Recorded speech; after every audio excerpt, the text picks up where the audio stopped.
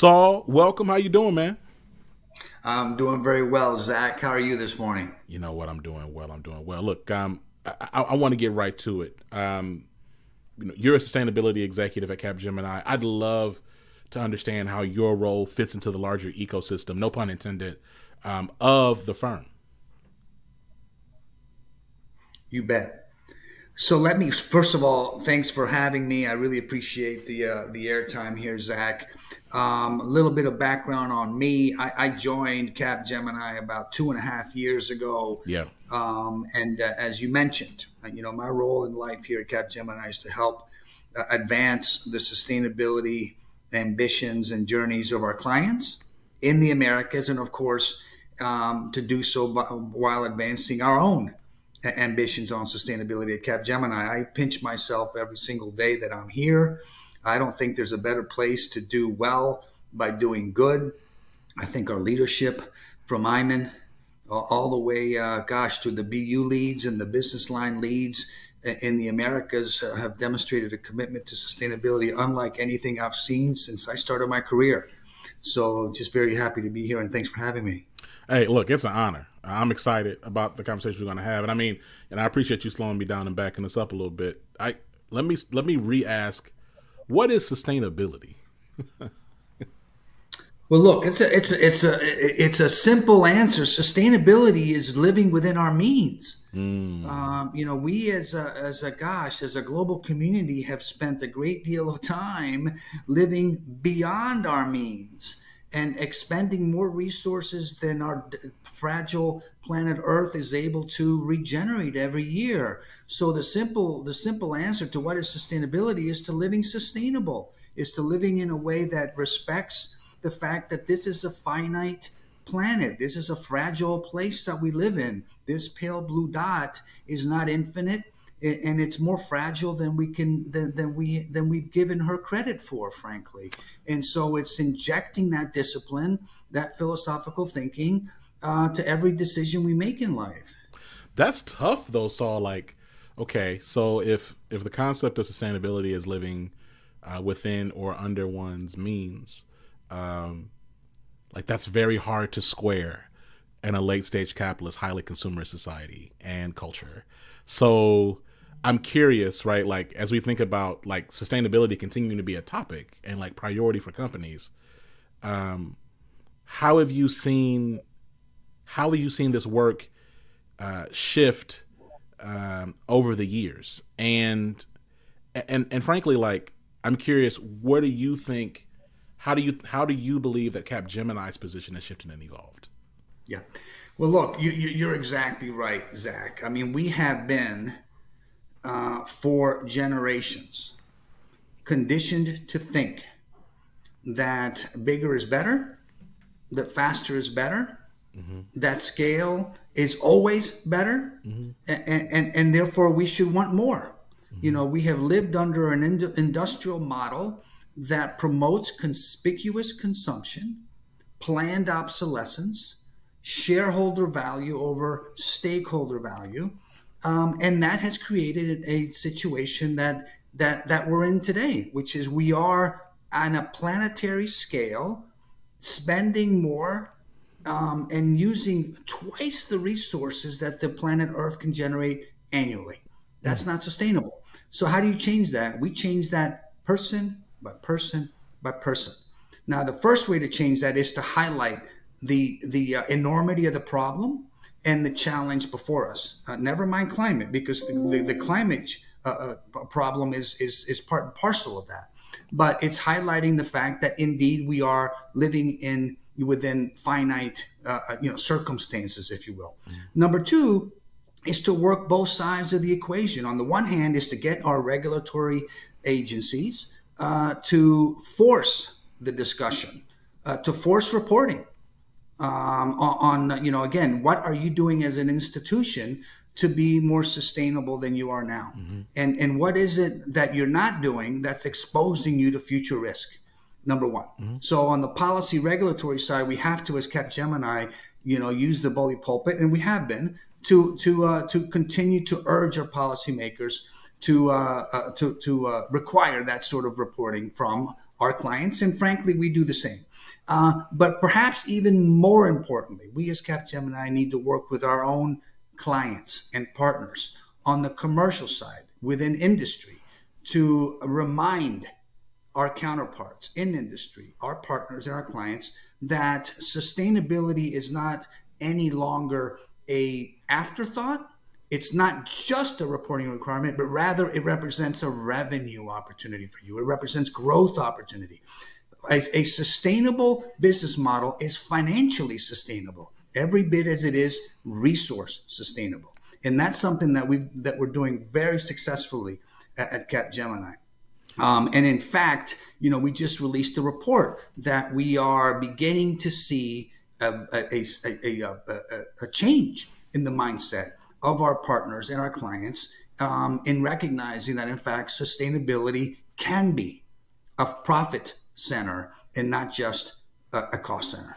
Let's talk a little bit more about that report. Because I wanted to ask about some goals and initiatives of Capgemini, but in light of the report that just got published, let's turn this into a highlight of the report. Some of the key things that you took away and that you hope folks that read it take away. Well, I think that probably the most important thing that I got from that report is that just 12 months ago, fewer than a third of senior executives that we spoke with regarded sustainability as mentioned earlier, an opportunity to grow a business and to opportunity to sort of grow revenues and to build new business lines, and did not see it necessarily as a sort of a priority.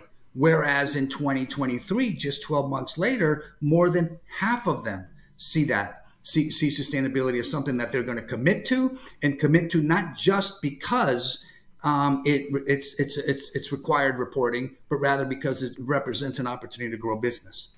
That to me is one of the seminal takeaways, frankly, of that report.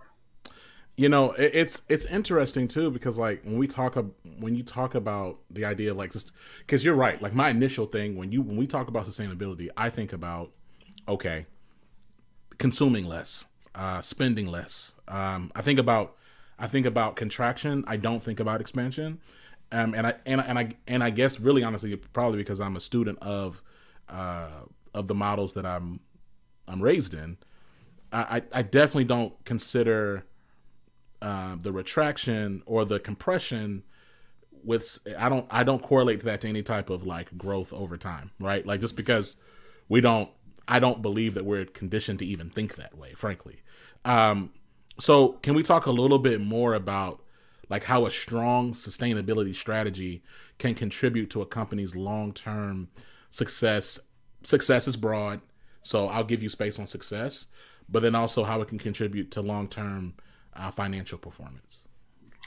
Well, look, at the end of the day, Zach, I mean, a business is going to grow if its constituents regard it as being valuable to the community, frankly.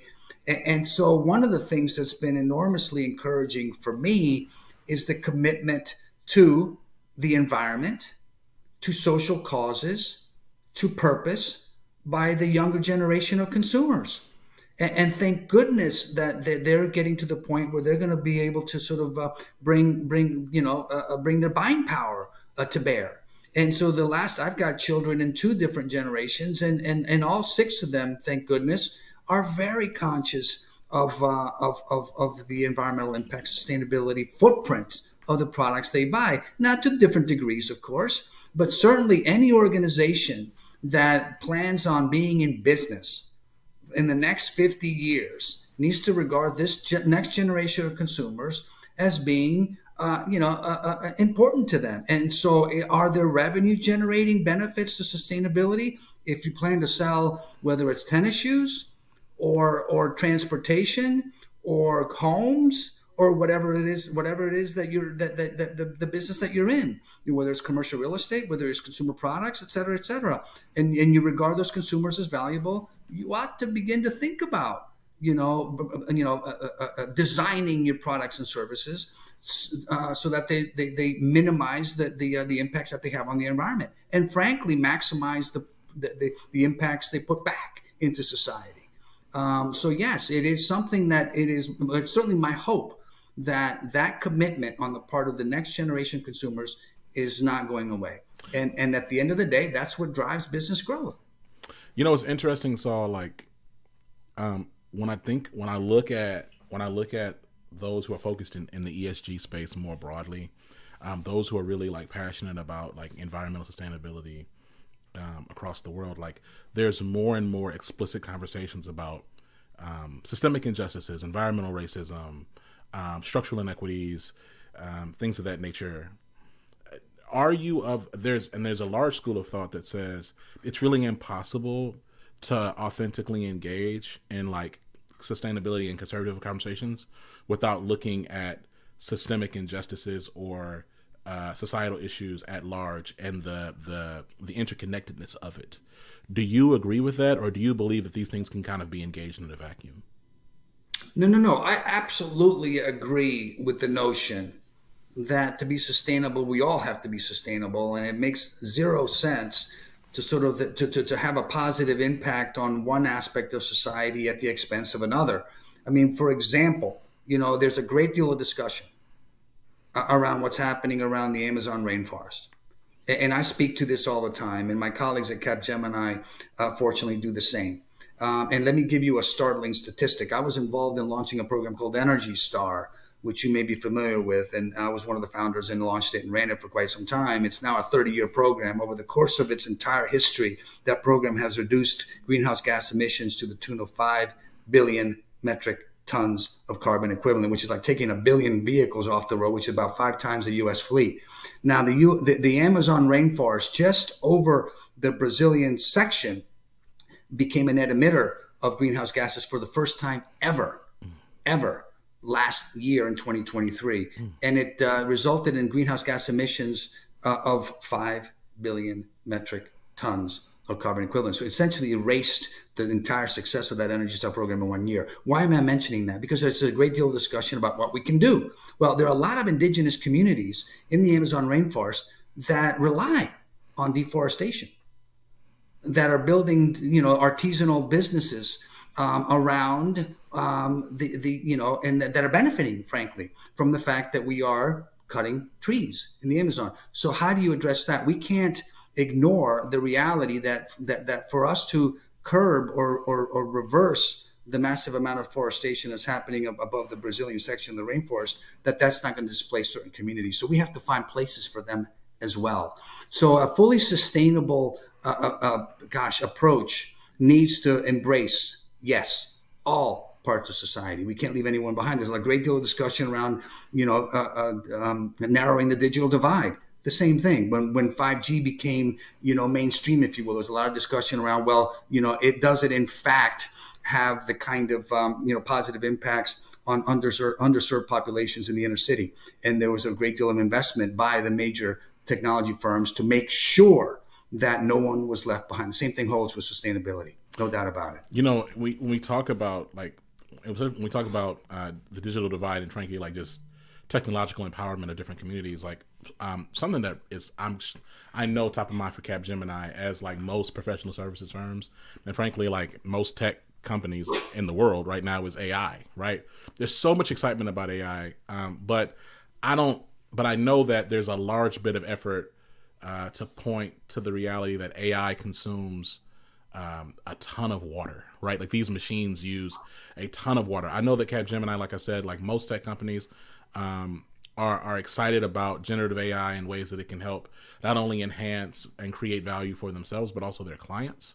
But I'm curious, like, what are your thoughts on ways that organizations can leverage this technology while at the same time honoring its sustainability goals? Yeah. Thanks for the question, because we're doing a lot of thinking within the sustainability leadership team about how best to deploy AI, and by the way, specifically generative AI, to help solve some of our problems. So you're exactly right that it currently uses a disproportionate amount of water, and it certainly represents a disproportionate level of greenhouse gas emissions.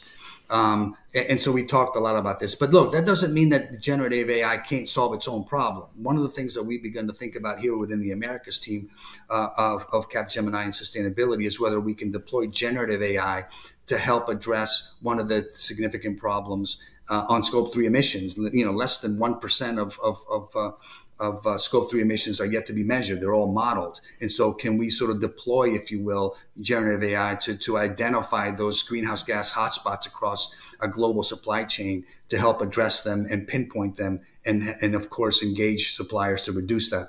We think there's an enormous opportunity to do that. The other opportunity is an obvious one, which is why not deploy generative AI to help fix itself? There's no reason why generative AI can't answer that question. Now, I don't know exactly what that battery of questions is, but that would be a compelling set of, a set of questions and an exciting exercise, wouldn't it? If we deploy generative AI to help sort of reduce its own solution stack. How does it sort of deploy, machine learning perhaps in an expedited manner so that it doesn't have to scan the market for answers and terminology if in fact those can be learned very quickly and those paths don't have to be sort of repaved, if you will.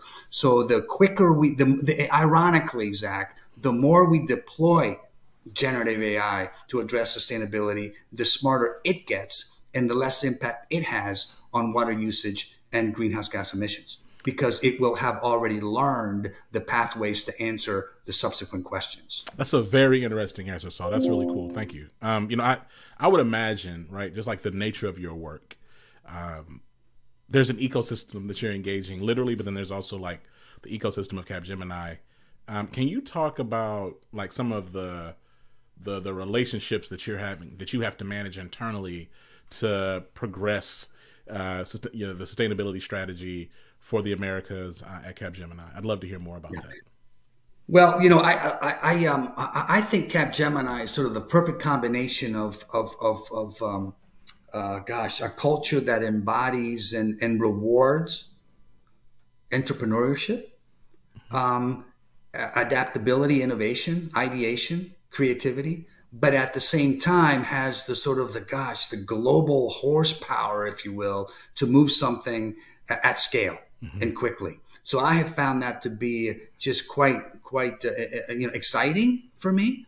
And so how do you do that? What I try to do, Zach, is to simplify the message, because look, at the end of the day, we are all consultants, and we sort of we sometimes get away from speaking the simple story. And so when I get in front of our teams, whether it's our business unit leads or business line leads or our global leads for that matter, I try to sort of simplify it. I say to them, look, no matter what conversation you're having with a client and no matter what problem you are attempting to solve for them, there is a sustainability aspect to that. If they're working in buildings with LED lights, there's a sustainability aspect. If they have any relationship to the products and services that business, procures on a daily basis, monthly basis, annual basis, there is a sustainability aspect to that. If they're working, from home, there's a sustainability aspect to that. If they're using a platform like this one, so start there. Do we have this deep solution architects to come in and sort of assess the overall sort of environmental impacts of the work that our clients have across the enterprise? Absolutely. But we don't have to start there. Have a conversation with your counterpart at the client and ask them whether they're involved in procurement and whether they have the opportunity to ask the question, hey, did we consider the sustainability posture of this product when we made the decision to buy product A versus product B? If not, why not? And if so, can we do it across other products and services as well? So the conversation is a simple one. And we need to simplify it, and we need to tell the stories. And we're increasingly doing that. Because as you well know, Zach, we do tend to be, we sometimes come in trying to solve our clients' problems from the get-go. Let's listen to what they have to say first and simplify. And then when the time is right to do the surgery, we'll come in and do the surgery. No doubt about it. Saul, this has been a phenomenal conversation, man. Look, I want a couple. I think I got a couple more for you. I'm gonna respect your time. We think about, you talked a little bit earlier about like the next generations and their impact with their dollars and how they're going to be able to help shape and influence this world in a more sustainable way. When you think about the next generation of employee coming into the workforce, especially those who are really passionate about sustainability, like what advice do you have for them? What excites you about that next generation? Like, I'm just curious, like, what your perspective is, right? Because it's always reach one, teach one. There's succession happening. I'm curious how you feel about this next group of leader coming into the space. I'll tell you why I tell them every day. I mean, I say, look, this is an opportunity for you to participate in an existential solution, not problem, but to participate in something unlike anything else that you might that you might participate in. The ability to sort of work with Capgemini, work through Capgemini, use the power of the company that we work for to fundamentally change the way business thinks is unlike anything that you could possibly encounter elsewhere. Now, look, we all know there are other organizations that are doing this work, but the reason I'm here is because it's part of our DNA. This is not an afterthought for us. If you've heard our leadership talk about it, this is fundamentally part of our DNA. The three S's that we talk about is storytelling, being very strategic, and being sustainable, full stop. And so what I tell our young people is join us. What could possibly be more important in life than to help us think as a global community about the importance of being sustainable and reducing, our emissions, our greenhouse gas emissions.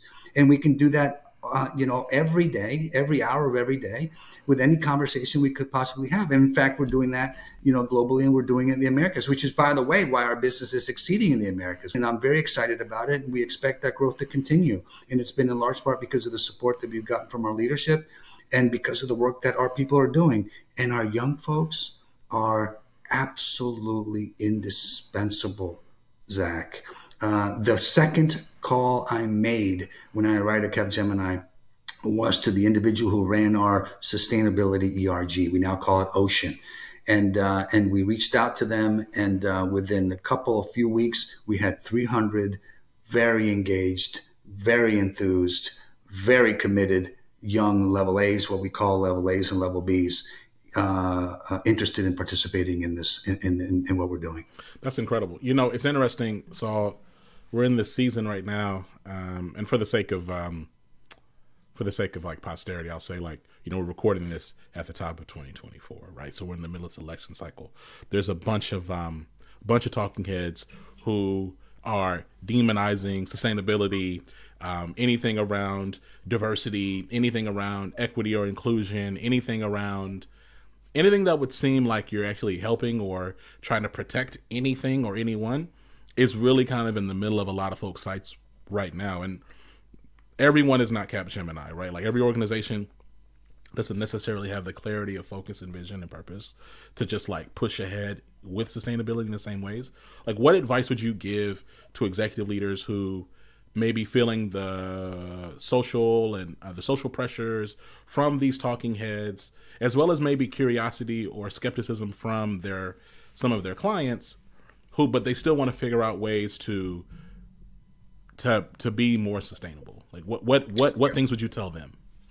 Well, look, it's hard to do this work, certainly in the United States, and not be aware of the partisan nature of the discussions across all topics, including, of course, climate change and sustainability and environmental justice, et cetera. I mean, it is something that is hard to ignore. The way that I see it is that all the topics that we've talked about, Zach, transcend politics. And we, at the end of the day, each of us who's in a position to make a change, to have a simple conversation with someone, to make a simple change in our lives, to expand that to 10 people, to 100 people, we need to do that. And we need to do it now.